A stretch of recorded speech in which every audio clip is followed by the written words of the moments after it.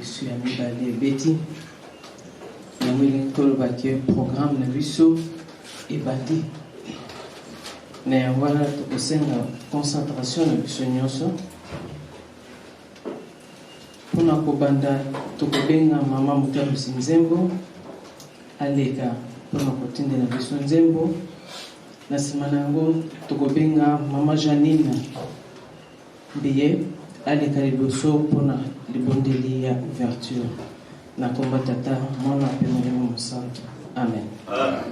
Ambi ukasila muki mwana kyame silwa nzambi ide silwa nzambi ukasila muki mwana kyame tela mese salu kyangunza nzambi silwa nzambi ukasila muki mwana kyame tela mese salu kyangunza nzambi usakila salu kya nzambi mukeleka mukeleka mukeleka tusakila salu kya nzambi mukeleka enza ya vibamba kitwafuluka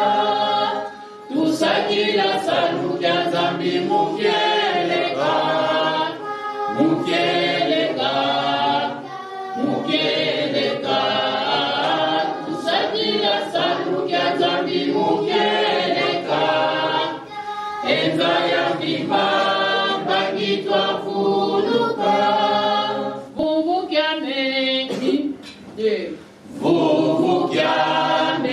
munzani ya moyo kemu watwa zako ngatukonso vangwa kyanza yai vuvukyame munzani ya moyo kemu watwa zako ngatukonso vangwa kyanza yai tusanyila salu kya nzambi mukeleka mukeleka mukeleka tusanyila salu kya nzambi mukeleka enza ya vibamba kitwafuluka tusanyila salu kya nzambi mukeleka mukeleka mukeleka kusanyila salu kya nzambi mukeleka na bolingo na bino misato ya bule nzambe tata nzambe mwana nzambe elimo santu nzambe na biso papa simoki mbangu kiangani papa tozongiseli yo matondi pamba te yo obateli biso okomisi biso na mokolo ya lelo mokolo oyo ya monene yambo ya manso nzambe na ngai nasengi bolimbisi pamba te nazali ya kokoka te papa mokolo oyo ezali mokolo ya monene mokolo oyo yo mama mwilo ondimaki kokende kozala molobeli na biso epai ya tata zwa na yo lokumu mama tolingi tobanda programme na biso yango toye biso nyonso komitika na se na makolo na yo uta na ngonga ya minui oyoki kolela ya moko na moko na biso na mokolo ya lelo oyo likolo ezali ya kofongwama yango nzambe na biso toye kotika programme na biso na maboko na yo toye kotika banzoto na milimo na biso epai na yo toye na mikumba na biso nyonso na se na makolo na yo molimo santu na yo nde ezwa contrôle kati na esika oyo na kombo ya tata mwana mpe elimo santu. Amen. Amen. Tokotanga na mokanda na biso ya liboso kuna tokozwa yango na psaume 1 verset 1 jusqu'à 2. Psaume 1 du premier jusqu'au deuxième verset. Ceux qui te suivent tutanga ukombo tata mwana pembele mon santo.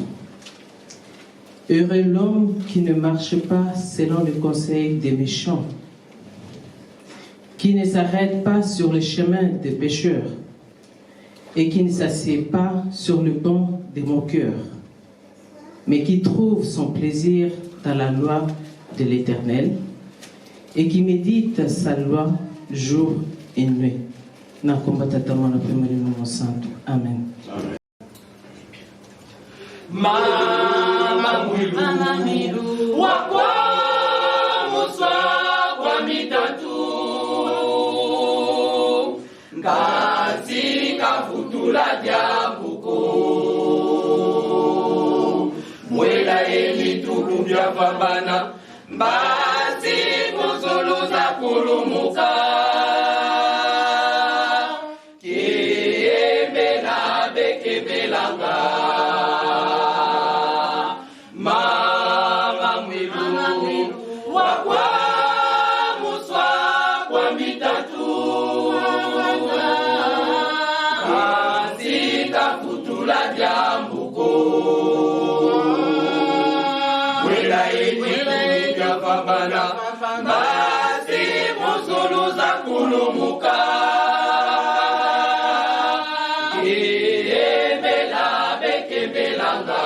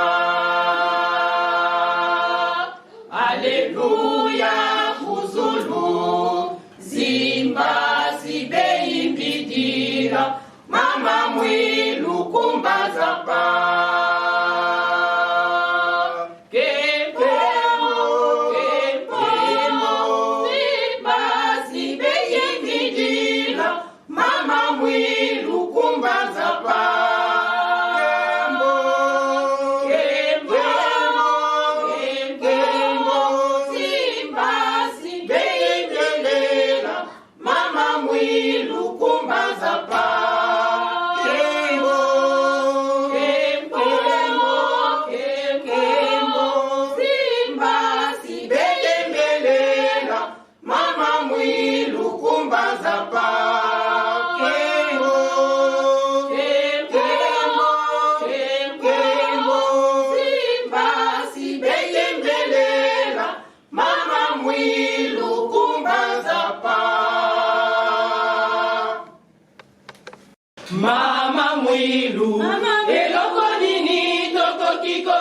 na yo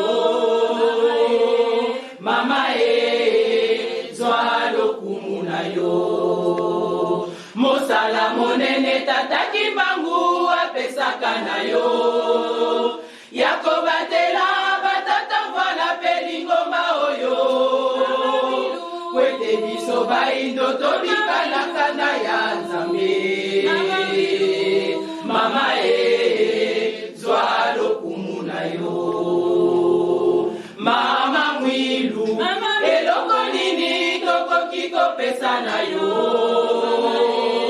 mama zwa lokumu na yo mosala monene tata Kimbangu apesaka na yo yakobatela batata vala pelingomba oyo kwete biso baindo tobika na kanda ya Nzambe mama zwa lokumu na yo mama mwilu zwa lokumu na yo yonde uzali mama ya mabota kombo na yo na minoko na biso kozala na bikeke mama mwilu zwa lokumu na yo yonde uzali mama ya mabota kombo na yo na minoko na biso kozala ya bikeke pasi ya bamvala yondimaka yango konyo kwama ya mukili yondimaka yango kobatela lingombo yo yondimaka yango na pasi kosuwa mino komoindo abika pasi ya bamvala yondimaka yango konyo kwama ya mukili yondimaka yango kobatela lingombo yo yondimaka yango na pasi kosuwa mino omoindo abika mama mwilu zwa lokumu na yo mama mwilu yonde ozali mama ya mabota mama mwilu kombo na yo na minoko na biso kozala na bikeke mama mwilu zwa lokumu na yo mama mwilu yonde ozali mama ya mabota mama mwilu kombo na yo na minoko na biso kozala na bikeke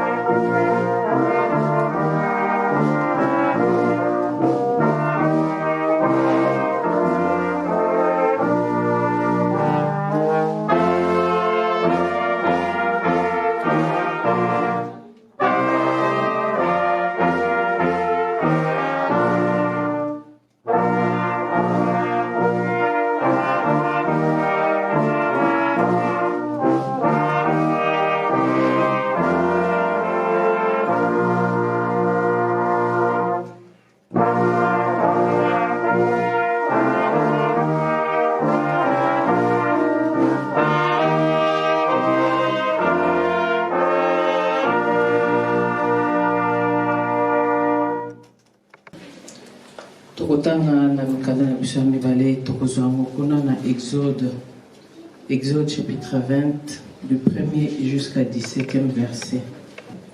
Soki tozwi tokotanga na komba tata mwana pe Malimo Santo. Alors Dieu prononça toutes ces paroles en disant: Je suis l'Éternel, ton Dieu, qui t'ai fait sortir du pays d'Égypte, de la maison de servitude. Tu n'auras pas d'autre Dieu devant ma face. Tu ne te feras pas des statues, ni des représentations quelconques de ce qui est en haut dans le ciel, de ce qui est en bas sur la terre, et de ce qui est dans les eaux plus bas que la terre.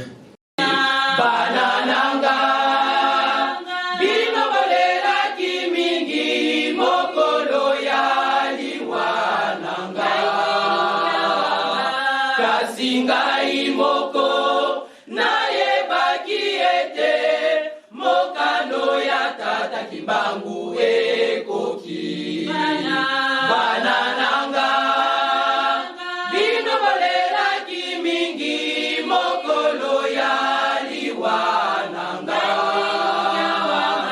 kasi ngai moko nayebaki ete mokano ya tata kibangu ekoki kemo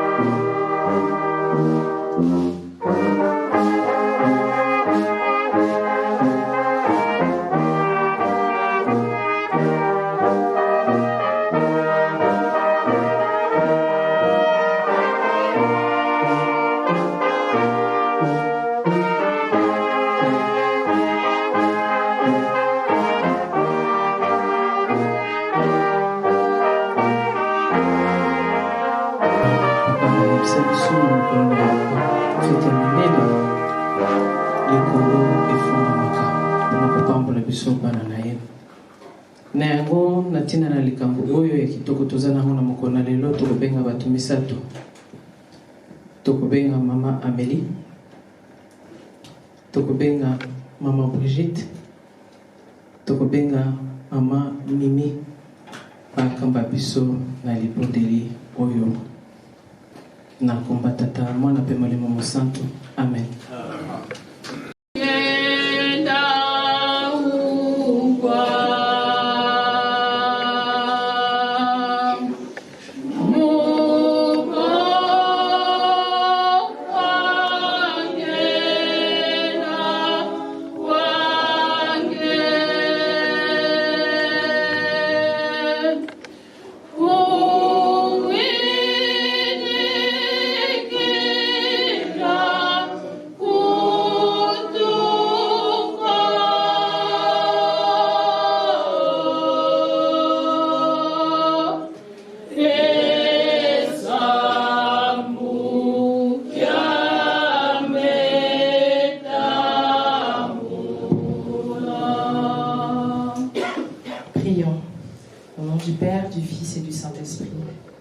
Éternel des armées, nous te rendons grâce. Nous élevons ton nom, Papa, nous nous glorifions, car tu es bon, car tu es amour.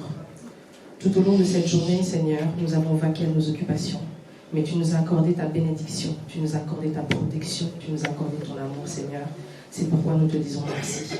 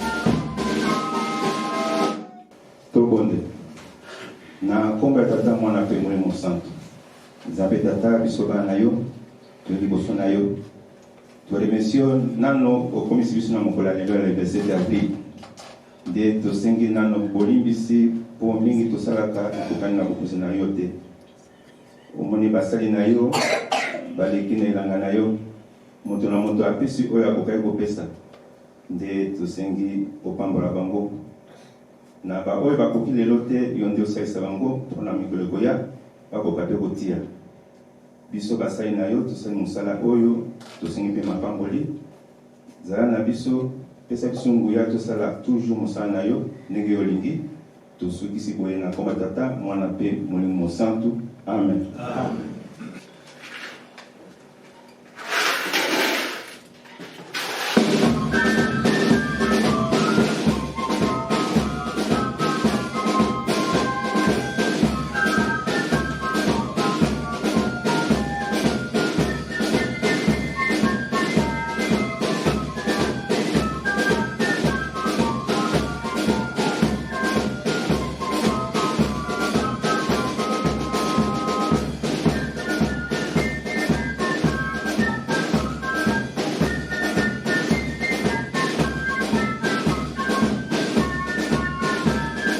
Na komba tata mwana pe molimo mosantu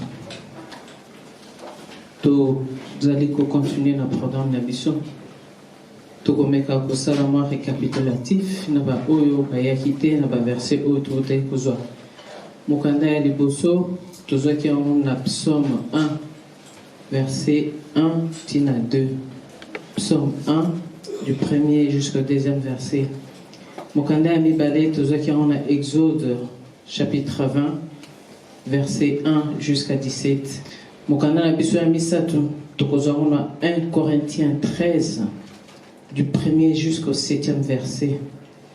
1 Corinthiens 13, du premier jusqu'au 7e verset.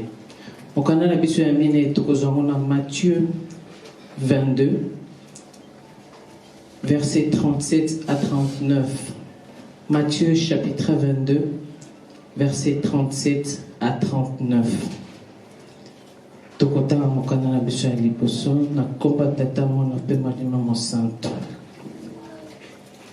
1 Corinthiens 13, du 1er jusqu'au 7e verset. Quand je parlerai les langues des hommes et des anges, si je n'ai pas d'amour, je suis du bronze qui résonne ou une cymbale qui retentit. Et quand j'aurai les dons de prophétie, la science de tous les mystères et toute la connaissance, quand j'aurai même toute la foi jusqu'à transporter des montagnes, si je n'ai pas l'amour, je ne suis rien. Et quand je distribuerai tous mes biens pour la nourriture des pauvres, quand je livrerai même mon corps pour être brûlé, si je n'ai pas l'amour, cela ne me sert de rien. L'amour est patient, l'amour est serviable. Il n'est pas envieux. L'amour ne se vante pas. Il ne s'enfle pas d'orgueil. Il ne fait rien de malhonnête. Il ne cherche pas son intérêt. Il ne s'irrite pas. Il ne médite pas le mal. Il ne se réjouit pas de l'injustice, mais il se réjouit de la vérité. Il pardonne tout. Il croit tout. Il espère tout. Il supporte tout. Tous les qui n'ont qu'à Matthieu. Matthieu chapitre 22, 37 jusqu'à 39. Jésus lui répondit, « Tu aimeras le Seigneur ton Dieu de tout ton cœur, de toute ton âme, de toute ta pensée. » C'est le premier et le grand commandement. Et voici le second qui lui est semblable. Tu aimeras ton prochain comme toi-même. Na kombatata mwana pe molemo santo. Amen. Amen. Tobondela. Na kombatata mwana pe molemo santo. Nzambe na biso, kolo na biso, mokonzi abule papa Simon Kimbangu Kiangani. Biso bana na yo, toye lisusu na ngonga oyo liboso na yo. Tomi kitisi na sena kitina na bokonzi papa. Ngonga yango ebelemi nzambe na biso pona koyoka liloba na yo. Ngonga yango ebelemi papa pona kolia bilei na yo molimo. Nzambe tozali bana. Fongola biso matoi. Pesa biso compréhension na ba mo nyonso tu e kobima na mokona lelo. Message nyonso tu oyo ezali destiné pour na biso papa to comprendre yango. Pas seulement ko comprendre to bomba yango, pas seulement ko bomba mais to salela yango. Ngape mwana nona telemi papa la tangai oyo kobima e otepai na yo kasi na posa na ngate to bondel bona kombatata mwana pe molimo mo santo. Amen. Amen. Na kombatata mwana pe molimo mo santo. Tutawaki na mokanda na biso ya psaume. C'est vrai, on va essayer un peu d'écrire la journée d'aujourd'hui. Journée moko ya kitoko, journée ya esengo, journée ya mapamboli na mokolo na lelo. C'est vrai, en 1959, pour les uns, c'était dur, c'était pénible, c'était triste. Mais pour les autres, c'était joyeux. Ezaki journée ya esengo. Na ba oyo bayebaki likambo wana. Mais ezaki journée ya mawa. Na ba oyo bazwaki likambo wana na mosuni. Lelo biso toza na journée wana tozali na esengo. tozali na esengo ya komona journée kitoko o mama mwelu alongi biso pe bana na ete longi ya wana nzambe na biso apesi biso message na mokolo na lelo tozwi yango na psaume ebandeli biso na eloko moko phrase moko kitoko ebandeli biso na phrase moko très positive. Nous allons lire ça pour bien comprendre. Kuna elobi na biso boye, heureux l'homme qui ne marche pas selon le conseil des méchants, qui ne s'arrête pas sur les chemins des pécheurs et qui ne s'assied pas sur le banc de moqueurs, mais qui trouve son plaisir dans les lois de l'Éternel et qui médite sa loi jour et nuit. Et heureux l'homme, esengo na mutu oyo akovandaka pembeni na bacholi o bakocholaka nzambe te. Ezali message moko très important biso bana na nzambe esengeli to capter yango. Ezali fongola o bazali kopesa biso na mokolo na lelo. Qu'est-ce que je dois faire moi pour être heureux en ce jour? Qu'est-ce que je ne dois pas faire pour être malheureux en ce jour? Méditer, malobana nzambe. C'est vrai, beaucoup d'entre nous, tout le monde aura toujours loi de l'Éternel, les lois de Dieu, c'est toujours Nakatia Exode, les 10 commandements. Mais les paroles de Dieu, ce sont aussi les lois. Les messages de Dieu, ce sont aussi les lois. Est-ce que nous méditons sur ces lois? Est-ce que nous pratiquons ces lois? Nzamba lobi tolinga ye. Tant que tozali kolinga ye, tozali ko mettre en pratique maloba na ye. Nde tokozala na esengo. Nde tokoseka, tokozala na kimia. Tokovanda epai ya bayini ndenge nini. Parce que au fur et à mesure tozovanda na bayini, biso moko pe tokozwa caractère ya bayini, tokokoma pe bayini ya ba oyo bayinaka te. C'est ce que Dieu ne veut pas aujourd'hui. Nzamba lingi tozala bana oyo tovandaka na ba oyo balingi ye. Tozala bana oyo batosaka baloba na ye. On a de la chance aujourd'hui, tokom na ba internet. Jour et nuit, tokoyoka maloba ya papa. Okolala boyoche internet, otie YouTube, otie radio, ozoka maloba na nzambe. Mais qu'est-ce qu'on capte na ba parole wana? Eloko nini ngana kukangaka na maloba wana? Est-ce que maloba wana ekokomisa ngai rebelle? Nai na nzambe? Na chola nzambe?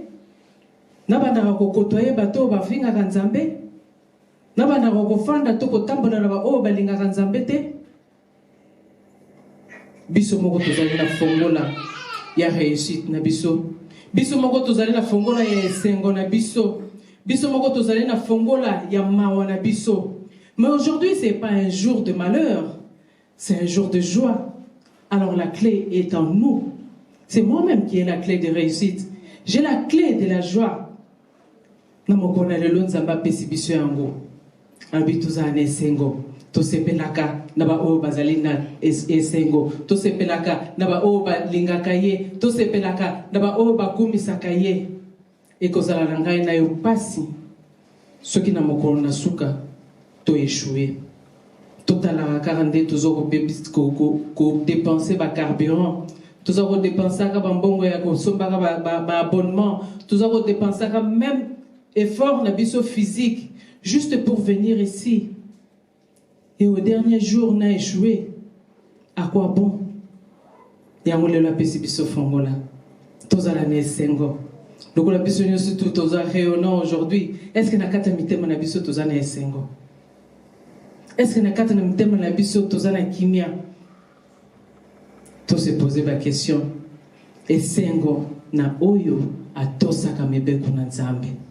Esengo na oyo ayokaka maloba na nzambe pe ametaka ngo en pratique. Ya mwana na mebeko nzambe apesi biso. Tant nzambe apesi biso mibeko ezali mpona kokebisa biso mpona koloba na biso attention bisika tozali kokende oyo azalaka na kimia oyo azalaka na botosi oyo azalaka na bonzambe nyonso kati na ye nde moto akokota totali yango. Dieu a fait sortir les enfants d'Israël abimisi mpe ngai na yo ntango totalaka histoire ya bana ya Israël totalaka ngai na yo touti wapi ngai na yo tozalaki wapi ngai na yo tokomi wapi tobimi na badifficulté. C'est aussi l'esclavagisme. Tobimi na problème, c'est aussi l'esclavagisme. Tobimi na tracasserie, c'est aussi l'esclavagisme. Apesinga na yo esengo na mokona lelo. Alobi na ngai na yo esengeli totosa mibeko. Est-ce que totosaka mibeko? C'est vrai totangaka ngo à tout moment. Kimbangiste nyonso tu mobeko ekoma lokola slogan. Ataba na biso ya miki soko tunyo mobeko akoyebisa mobeko. Est-ce que totosaka yango? Bientôt kanisa neti tosepelisa kaka nzambe mpona koloba toyebi mibeko. Mais au fond de nous, est-ce que tosalelaka yango? Nzambe aza kokebisa biso na mokona lelo. Alingi tozala na esengo. Mpona kozala na esengo esengeli totosa mibeko na ye. Maman batata. Mokolo na lelo, posons-nous la question. Moi, maman Mireille, là où je suis, mobeko na nzambe, c'est vrai natanga kango. Est-ce que na meta kango en pratique? Tokoki ko beta na biso ba sete na mibeko nyonso du premier jusqu'au dernier. Mais ça la question moko kaka. Est-ce que mibeko wana ngana salelaka yango? Soki totali na mobeko oya liboso ngana lobaka ngo eza mobeko teza rappel. Dieu qui dit: je t'ai fait sortir du pays d'Égypte, de la maison de servitude. Tu n'auras pas d'autre Dieu devant ma face.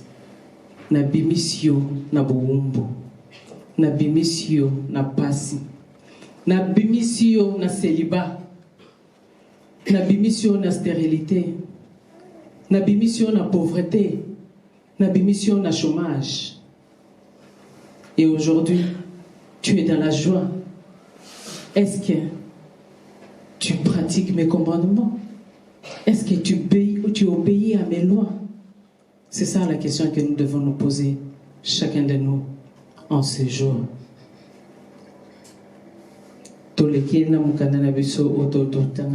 Corinthiens. Maman Batata, c'est vrai, on est ici, tous à briller, tous à Naïsengo. To décorer ça na biso kitoko, to latiba bilamba na biso kitoko. Tout ça c'est vrai pour commémorer la journée d'aujourd'hui. Tout ça c'est vrai pour penser à notre chère mère, Maman Mouilou, à ce qu'elle a fait, à ce qu'elle a été.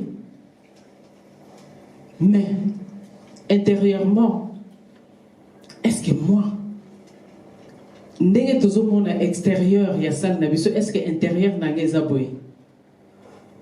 Est-ce que intérieur na ngeza pe embelli? Est-ce que intérieur na ngeza pe fleuri? Est-ce que intérieur na ngeza bruyant? Posons-nous la question. Biso ba kimbangiste tozala kaka soki fete komi pembeni to komi molulu. Ba mama nyonso to ba komi likolo. Ba tata n'en parlons pas. Mais aujourd'hui, ce livre des Corinthiens, Dieu nous parle. Dieu nous donne une leçon. Dieu nous parle de l'amour. Dieu nous avertit d'être amour l'un envers l'autre.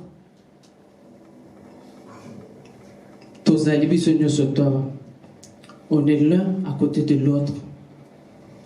L'un derrière l'autre, devant l'autre. On doit se poser des questions. Nganayo, tosona ranin. Towe la ranin. Tobunda ranin. totiaka songisongi ya nini, totiolaka nini, tofinganaka mpona nini? C'est parce qu'on n'a pas l'amour entre nous. C'est parce qu'il n'y a pas d'amour entre nous. Ceux qui tozaki na bolingo, oh papa Diangenda Lobakan, bolingo avec sincérité, tolinga eto fingana te, tolinga eto tcholana te. Et on se dit aujourd'hui, on est les enfants de Maman Mwilo. En quoi? Parce que Maman Mwilo zaki maman ya bolingo, maman ya kimia, maman ya koyambaka batu na esengo, maman ya kochaka kimia bisika nyoso to azali. Une femme exemplaire, une femme battante.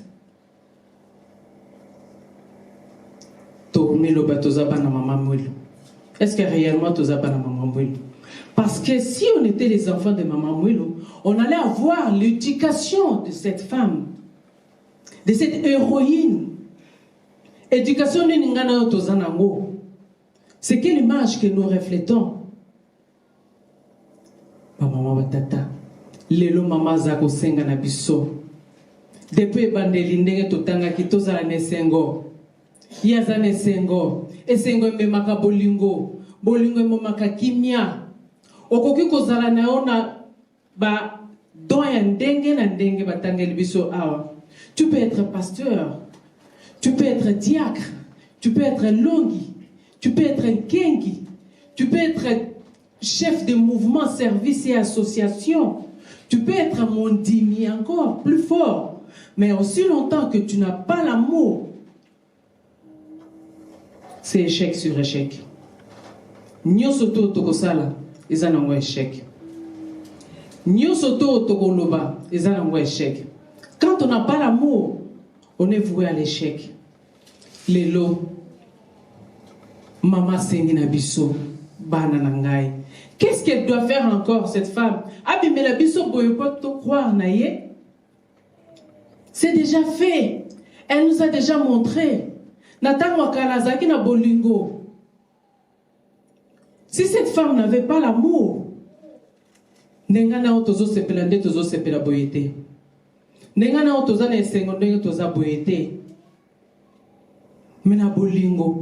maman zoaki passe na enyo sotu na kimia. Malgré Bapasi, malgré Kobeta, malgré Kokim Sabambangu, elle pouvait dire aussi ça suffit. Elle pouvait faire quelque chose. Mais le kon azalaki na but moko, pona lopiko ya ngai na yo. Alingaki même bateau bazali kobeta ye. Alingaki même bateau bazali Kokim Sembangu. Alingaki même bateau bazali kofinga ye. Mais ngana yo toza wapi? Ngana yo exemple ni tozali ko pesa. Tolobi toza bana Maman Mwilo. Que ce soit nous les mamans, que ce soit vous les papas, que ce soit les jeunes. Tout ceci nous concerne. Bolingo. Bazali ko senga na biso bolingo. Bolingo Maman Mwilo azalaki na ngo. Ekite na biso bana na ye. Héritage nini biso tozana ngo ya Maman Mwilo. Héritage nini biso tokokanga ya Maman Mwilo. Héritage nini biso totikali na ngo ya Maman Mwilo. Si ce n'est pas l'amour. Toko yina na pona nini? Est-ce que Maman Mwilo yinaki? Toko finga na pona nini? Est-ce que Maman Mwilo fingaki? Toko bunda na pona nini? Est-ce que Maman Mwilo bundaki?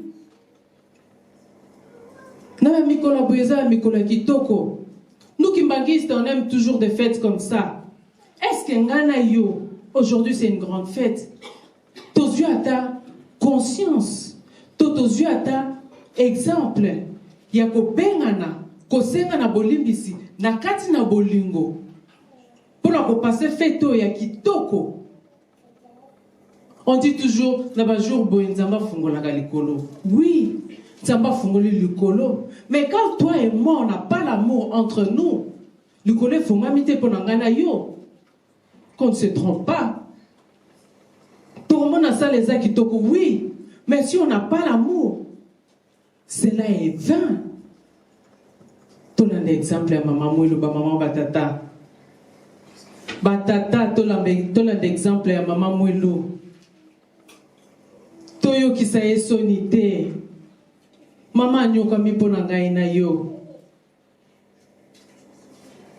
mama ayoki pasi mpo na ngai na yo nzambe alobi na biso na commandement nyonso c'est vrai tu aimeras ton Dieu. Il est le seul Dieu, Papa Simon Kimbangu Kangane, au biso esengeli tolinga. Et des deux, tu aimeras ton prochain comme toi-même. On parle toujours de l'amour. Parce que cette femme était déjà le nom amour. Est-ce qu'il y a tolinga na biso na biso? Ba maman, tous allez exemplaires. On dit toujours, éduquer une femme, c'est éduquer toute une nation. C'est-à-dire, éduquer une femme, c'est éduquer une femme, et c'est éduquer aussi un homme. Et c'est éduquer aussi un enfant. C'est-à-dire, maman moi a éduqué Ngaï, a éduqué papa, a éduqué Nabana. En amour, en communion fraternelle. Tous à Nabana bolingo. Et sengo na oyo akolinga moninga na ye plus que ye moko. C'est vrai, cette phrase est tellement difficile. On dit toujours ça, c'est difficile. Mais Dieu nous a demandé ça.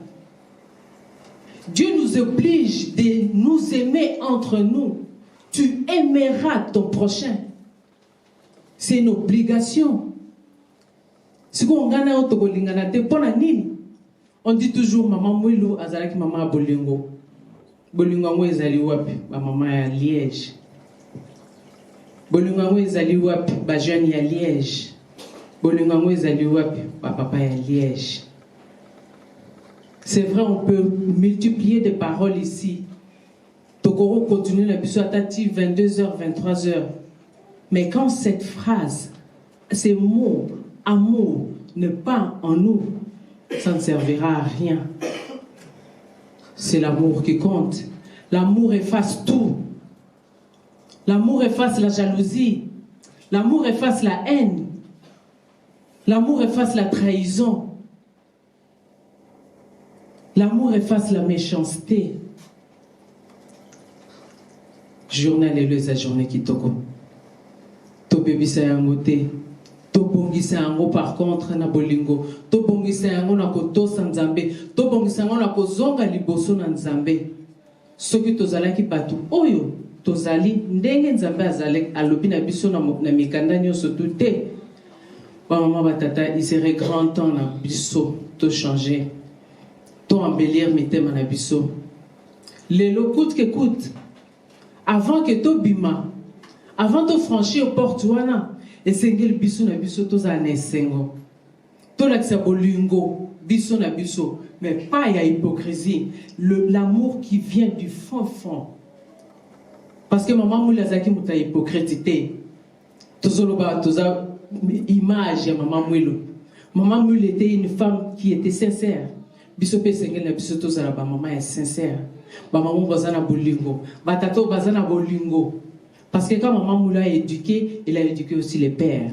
Tomone na ba tata voilà ndenge bazalaki. C'est l'éducation de maman Mwelu. Et ngana yo, on continue toujours avec cette éducation de maman Mwelu. Na yango na mokona lelo ezali esengo. Esengo monene na biso bana ya tata Simon Kimbangu Kiangani. Esengo monene na biso bana mama Mwelu. Tolakisa bolingo epa ya mama na biso. Tolakisa vraiment que toyoki message na ye. Tolakisa vraiment que toyoki pe toko salela, toko changer. Pour bisika mama zali a continué le sous kozala molobeli na biso epa ya papa parce que c'était le but de son départ. Botikangana kende pote nazala molobeli na bino epa ya papa, mais soki nazali molobeli na bino epa ya papa esengeli bino na bino bozala na bolingo. To soki si bona komba tata mona pe molimo mo santo. Amen. Tuteni matobonde. Notre Père qui es aux cieux, que ton nom soit sanctifié, que ton règne vienne, que ta volonté soit faite sur la terre comme au ciel. Donne-nous aujourd'hui notre pain de ce jour, pardonne nos offenses comme nous pardonnons aussi à ceux qui nous ont offensés. Mais ne nous soumets pas à la tentation, mais délivre-nous du mal, car c'est à toi qu'appartient le règne, la puissance et la gloire, au nom du Père et du Fils et du Saint-Esprit. Amen. Pangiza mevo hutoma indula Mfumu Yesu Zipa inde wa Zipangiza mevo hutoma indula Mfumu Yesu watufana sadisi Musonga temo mwa mutsi Afrika Yetwa otsu otuzolana Zipangiza mego tutoma indula Mfumu Yesu watufana sadisi Musonga ntemo mwa mutsi Afrika Yetwa oso otuzolana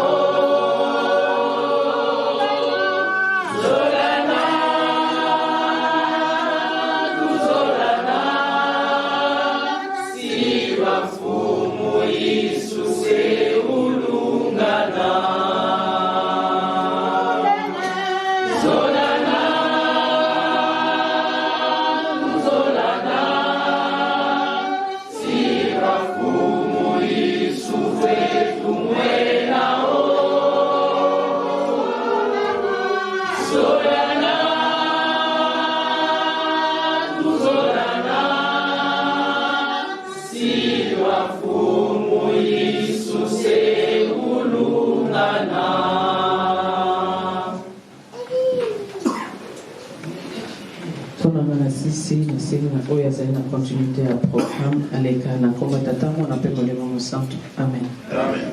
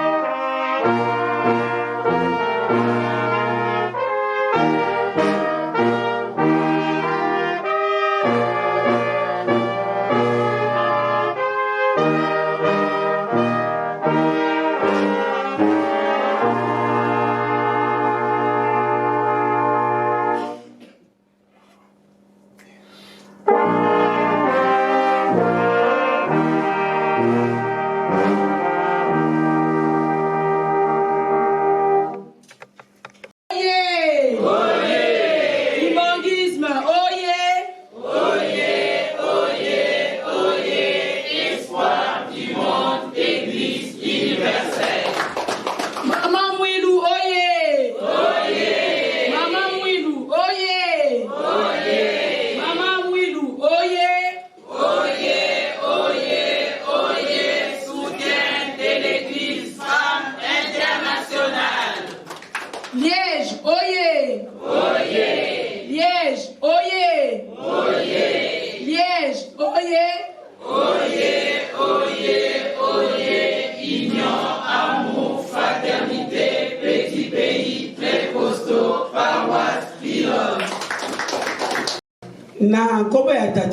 Molimo Centre. Ba mama oye.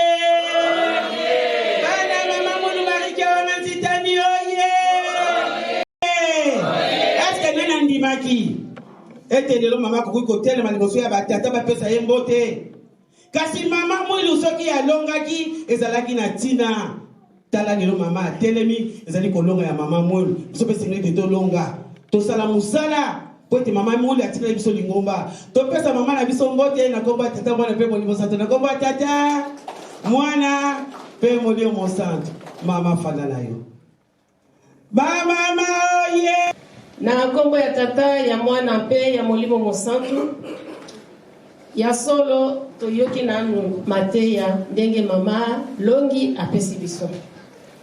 Bapwe na ya telemeli soki natali malamu mpona kokanga ngo liboke moko likambo ya bolingo ezali likambo munene.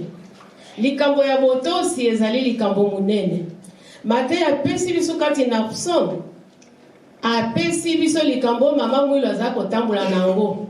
Alingi na ye makambo teo. Aokende kaka esika ya batu malamu, akoyoka oyo ya malamu, ya mabe aboyaki na ye. Yango ayaki kolonga.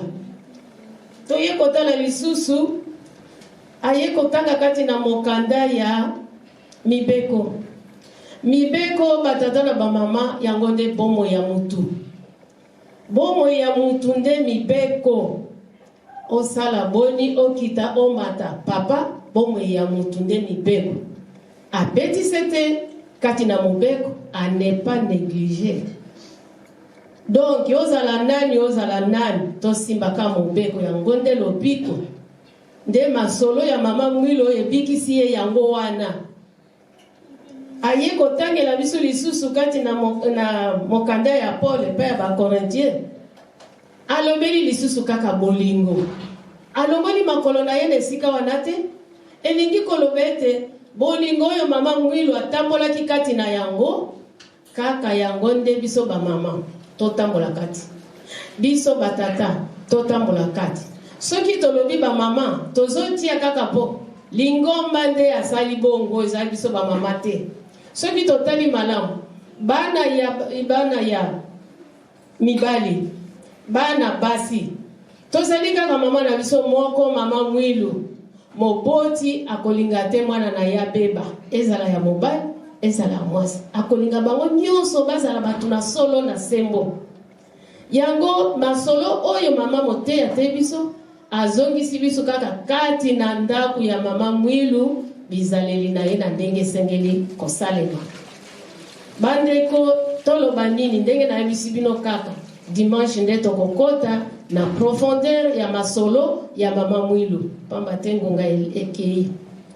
soki totali pe likambo yango ya mama mwilu pona nini tokamati décision ete ndako oyo lelo ba mama balobi il faut to changer molato ya liboso batata soki botali na mire ezala ba mama mosusu baoyo bakoti na ana wate botala mire botala ba fleur elingi koloba nini ete biso to changer bizaleli na biso tozala kitoko ndenge tomoni sale komi kitoko ba fleur ekoti bana na biso ya basi ba mipesi ba jeune ba ye ba vandeli mosala oyo batumuke basepelisi lingomba elingi eza mate ya munene to changer mitema na biso tolatisa ngo bilamba ya sika ndenge bamama basali na kati ya ndako ya Nzambe oyo bolingo na biso oyo Nzambe aza kote atangu nyonso mama mwilu atei yango alakisi tango ya alakisi biso tokoloba nini yalobi nanga naza na esengo kuna esika na kei po makambo oyo nalingaki namona te soki ezalaki koleka na liwa te nde namoni yango te makambo nini oyo amonaki amonaki baangelu bango moko baza koya kozwa ye mpona komatisa ye konetola ye na lola akamwaki oyo esalemaka ata na motu moko te na kati ya kamba toyebi histoire baangelu bamonanaka na biso ya bato oyo baza na bomoi ndenge baza koya kozinga ye mpona komatisa ye na lola Pona nini salemaki bongo na tina na misala kitoko asalaki, na tina na bolingo azalaki na yango, na tina na kobanga nzambe mibeko ya nzambe ndenge toyoki na mate.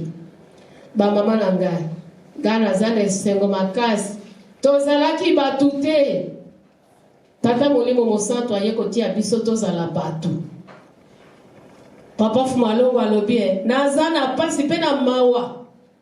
Esika bambuta na biso ya kala babandaka kovanda soki bavandi bakovandela kaka kombo ya bana basi. Bana na ngai. Batata mibimba. Soki mama botini mwana mwasi. Donc esika wana Papa Fumalongo pona yezalaki pasi. Yango akamata ki décision. Batata bazolo bani. Mwana mwasi atongaka mboka te. Mais papa Diangena lobi nini? Epai na ngai na beti tolo. Bana na ngai ya basi bakotonga mboka. Yango wana apesi biso mokolo ya lelo. Kati na lingomba Molimo Mosantu. Oyo na lingomba ta moko na mokili oyo te. Tomona likambo oyo te ete bapesa bana basi bokonzi ya boye. Kati na mikolo sambo moko ezali ya tata Nzambe ete totikila ye na ndenge ye tokumisa ye na lolenge koki kosepelisa ye. Aye kokamata lisusu mokolo moko likolo ya sisi oyo etikalaki. Akamati mokolo mobimba moko pona bana na ye ya basi. Mokolo ya misato botushi yango te. Banda kala Papa Diangena. Batata pasteur botika ba mama libre. Mokolo ya misato bazana musala na bango. Apesa kibiso musala yango pona kolobete kuna nde ndako na bango ya koyekola esengeli kozala ndenge nini kobokola ndako kosala misala kozwa bamayele makanisi pona kotonga lingomba oyo ngana moneli pasi mokolo wana bobuje ba mama te. Kuna tozalaki na ba intérieur kala na ba province mokolo ya misato tozalaki na indépendance na biso ata papa représentant lobi ba mama mokolo ya misato bokosa papa pardon ko toucher wana te. Po soki o toucher soki tomati nkamba tokende kolobata représentant za kotina biso boye wana te. Yango anozaki koyoka Papa Fumalongo alobi kotombola ba mama te. Po soki otumoli ba mama botumoli ngai. Omoni biso pe bana basi kisaka te yeli biso kisaka te toli na biso ba mama ezabo ete ba mama ye bozolo balikambo na lokola boza sur na ngote mengai koko na binu mutu nazalaki nazolo bango na fier nyoso pamba te azalaki kolo bango na yoka kina matoi na ngai yango nazaka na kobanga te soki ekomi esika wana mokolo misato tozala fier mais sikoyo batikeli biso mokolo misato biso ba mama mutu na kwena ye mosala yango journée mobimba Nzambe mobimba apesa biso boye cadeau mais mokolo misato tokoya te wana malamu te mabe yango nyonso yaka kaka pona koloba ete tobongwana pote eloko oyo mama Mwilu akei komona mokolo lelo na date ya mokolo na ya liwa esepelisi makasi azana posete bana na ye pe na mokolo na bango ya kokufa baya komona esengo oyo ngana zanango bana mibali to simba mibeko po mokolo akufa boya komona esika Papa Simoki Mbangu abongiseli bino ezala bino na biso tokoleka kaka nzela moko nzela yango ekokotisa biso kuna ezali nini mibeko kaka po mateya na biso ezalaka nao ya sikate ezalaka nao ya kalate mikolo nyonso tokozongela kaka makambo misato bolingo mibeko misala pamba te yango nde mama Mwilu asalelaki yango wana ba mama na lobi na bino mokolo ya dimanche soki Nzambe akokomisa biso nde nakoyebisa bino makambo mosusu ya kitoko kutu muto ya kotikala atuna pe moninga te ekozala lisolo ya mama Mwilu na mama Kiwansisulwa mwasi ya Papa Fumwambanza ekozala masolo ya mwasi ya mama Mwilu na mama Fumwambanza masolo kitoko ezalaki wana soki makati ya masolo yango nde omoni evandisi biso awa boye kati na masolo yango omoni ete bamama mpe bakomi kaka na fiere pamba te ezali kosalema oyo mama alobaka atikaki yango mpe eza kokontinue kosalema na banani na bamama me tokotikaka batata te pamba te ntango tokokɔtaka misala bamama batata mpe bakoki koboya kotikala na bana me bango mpe bandimaka batikali na bana bino bokende kosala mosala ezala mokolo abeko bino bokende biso ngai natikali na bana nyonso wana eza lisanga ya boyokani ndenge papa Simoki Mbangu na mama Mwilu bayokanaki ndenge mpe ezalaka kati na biso na batata na biso bamama lelo oyo bokoya kola na beko bana mike bakotika na ndako na nani me tata koloba kende kaka ngai nazali awa wana eza boyokani te mosala ya mama Mwilu elingi boyokani batata na biso tozala esika moko mosala etambola malamu. Rendez-vous na biso dimanche makambo ya kitoko tokosolango dimanche ya korate mawa trop yango wana namoni ete mpona lelo bamama tozalaka na esengo na sukesi wana na nkombo ya tata mwana mpe molimo mosantu amen, amen.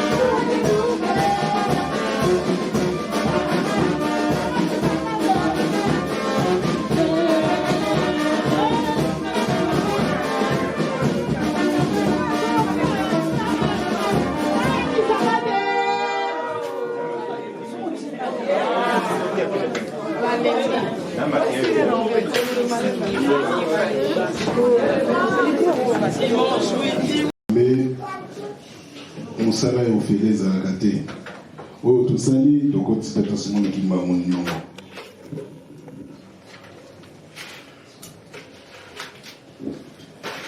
tobondela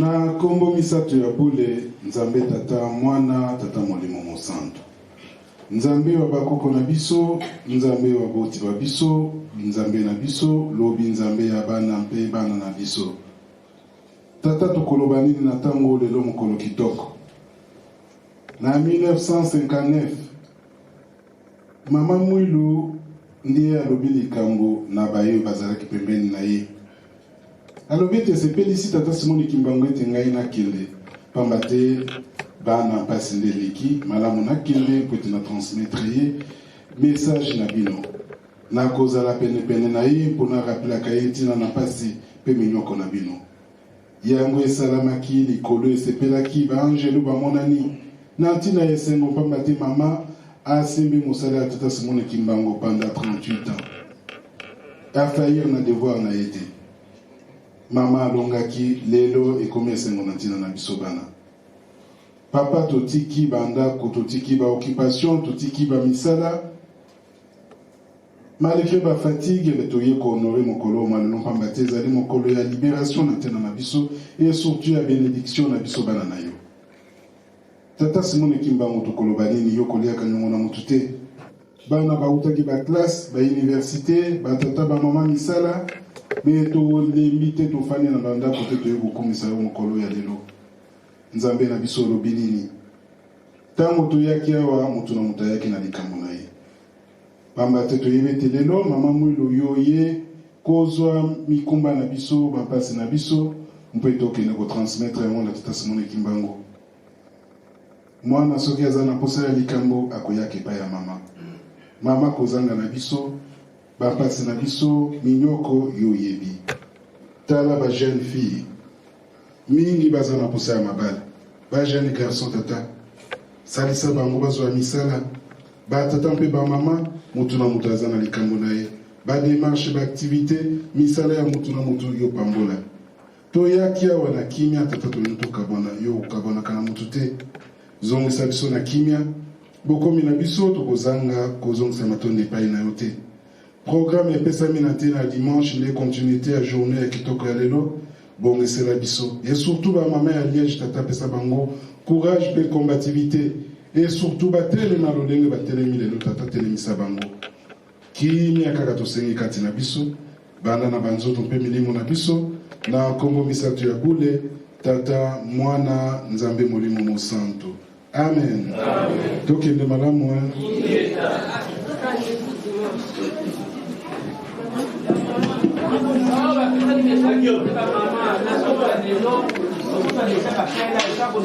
Mama,